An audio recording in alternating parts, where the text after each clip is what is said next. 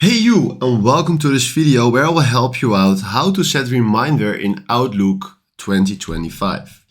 For this, what we want to do is we are now in the email, but we want to go to our calendar because that is the place where we can set reminders. So we click on calendar and then right now we click here on new event.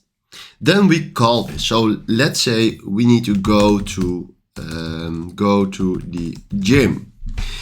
And this is just a reminder.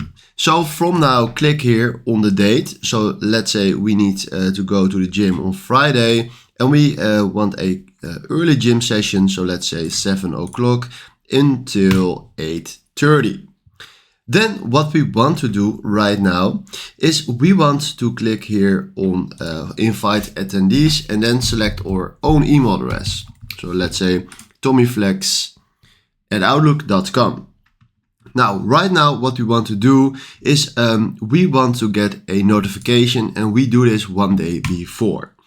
Then it's not a Teams meeting, so turn this one off and we can make a recurring. So let's say repeat this every week on Friday. Now, we can also do an end date. So let's say we want to do this until the end of the year. So let's say December 31.